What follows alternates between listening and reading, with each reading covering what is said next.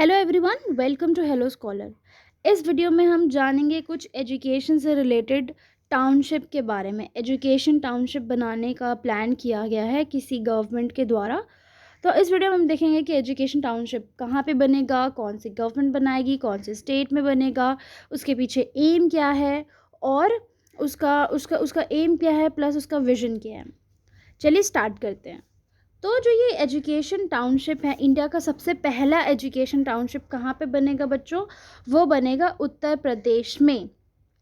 उत्तर प्रदेश के जो गवर्नमेंट है, सीएम योगी आदित्यनाथ ने, उन्होंने ये बोला है कि एक एजुकेशन टाउनशिप हम बनाएंगे with the idea of single entry and multiple exit. अब सिंगल एंट्री और मल्टीपल एग्जिट का मतलब क्या हो गया? सिंगल एंट्री मल्टीपल एग्जिट का मतलब ये हो गया, जैसे सपोज़ हम जैसे जैसे मैंने अपना ग्रेजुएशन पोस्ट ग्रेजुएशन किया। मेरा ग्रेजुएशन 3 साल का था, मेरा पोस्ट ग्रेजुएशन 2 साल का था।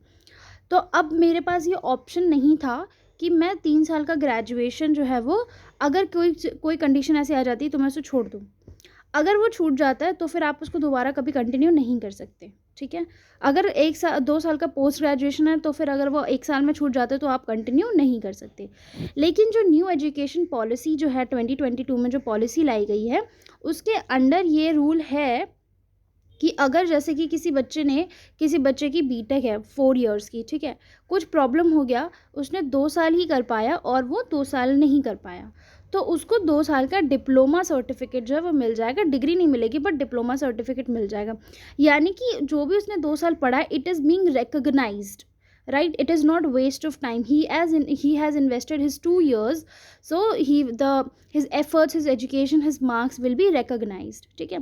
फिर पहली बात तो ये, दूसरी बात ये है कि जैसे सपोज कोई उसने अगर 2 साल में छोड़ दिया, 2 साल में किसी वजह से उसको छोड़ना पड़ा, तो उसको दोबारा बीटेक में एडमिशन लेने की ज़रूरत नहीं है। वो क्या करेगा कि वहीं से, यानी कि 3rd ईयर में वो डायरेक्ट एडमिशन लेकर अपना 2 साल का जो बचा हुआ बीटेक है वो कंप्लीट कर सकता है, ठीक है।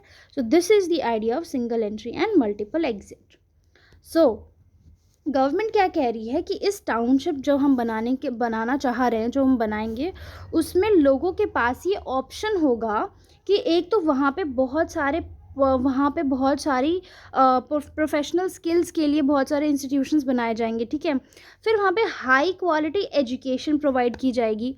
यूथ के पास ये ऑप्शन होगा कि वो वैरायटी ऑफ प्रोफेशनल स्किल्स को एक ही जगह पे अवेल कर सकता है, ठीक है। आपको किसी कोई एक चीज़ सीखनी है तो आप 10 किलोमीटर दूर नहीं जा रहे, दूसरी चीज़ सीखनी है तो 15 किलोमीटर दूर नहीं जा रहे। आपके पास वहीं पे वो पर्टिकुलर जो स्किल्स होंगी, आपके पास एक पर्टिकुलर एरिया में, एक कैंपस में अवेलेबल होंगी, ठीक है। यहाँ पे अकोमोडेशन भी प्रोवाइड किया जाएगा स्टूडेंट्स और टीचर को रहने का।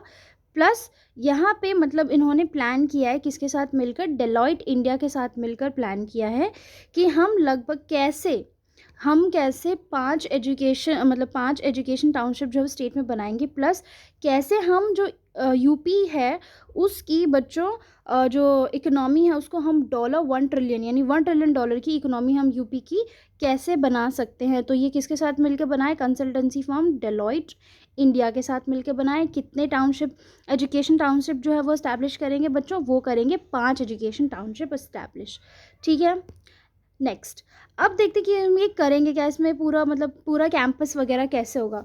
तो बच्चों कैंपस में ग्रेजुएशन, ठीक है, और अंडर ग्रेजुएशन दोनों की स्टडीज़ होंगी, ठीक है। प्लस रिसर्च वर्क जो है मैनेजमेंट टेक्नोलॉजी और लॉ मेडिसिन, इन सब पे रिसर्च वर्क भी कैरी आउट करे जाएंगे, ठीक है। अब देखते हैं कि यहाँ पे इन यूनिवर्सिटीज़ कौन सी होंगी। ये तो हमने जान लिया कि कोर्स क्या होगा। यूनिवर्सिटीज़, जो भी प्रेस्टिजियस गवर्नमेंट और प्राइवेट यूनिवर्सिटीज़ हैं वो यहाँ पर अपने कैंपसेस, अपना कॉलेज जो है वो ओपन करेंगे। प्लस यहाँ पे प्राइमरी और सेकेंडरी स्कूल्स भी होंगे, जैसे कि अटल रेजिडेंशियल स्कूल्स हैं वैसे यहाँ पे प्राइमरी और सेकेंडरी स्कूल्स होंगे। तो यहाँ पे स्कूल्स भी होंगे, रिसर्च वर्क भी होगा, मतलब ग्रेजुएट और अंडर ग्रेजुएट की स्टडीज़ भी होंगी, ठीक है। अब देखते हैं कि इसमें और क्या फ़ीचर्स हैं। इसके फ़ीचर्स ये हैं कि यहाँ पे यूथ को डिफरेंट अलग अलग तरीके के स्किल्स जो हैं वो सिखाई जाएंगी, यानी कि स्किल डेवलपमेंट यूनिवर्सिटीज़ भी एस्टैब्लिश करी जाएंगी ताकि यूथ को, युवा को अलग अलग प्रकार के स्किल जो है वो सिखाई जा सकें उन्हें। They like the youth should be well equipped with the different kind of skills. और हम जानते हैं कि आज के ज़माने में स्किल्स जो हैं वो कितनी ज़रूरी हैं। अब ये तो हो गया एजुकेशन, कॉलेज और स्किल डेवलपमेंट। अब देखिए क्या होता है, 12th के बाद हम सब, ग्रेजुएशन के बाद हम सब क्या करते हैं, कॉम्पिटिटिव एग्ज़ाम की तैयारी करते हैं, बहुत सारे बच्चे करते हैं। तो वहाँ पे कोचिंग इंस्टीट्यूट्स भी ओपन किए जाएंगे ताकि बच्चों को कॉम्पिटिटिव एग्ज़ाम जैसे नीट, आईआईटी, यूपीएससी, बाकी जितने भी कॉम्पिटिटिव एग्ज़ाम्स हैं उनकी तैयारी भी करवाई जा सके।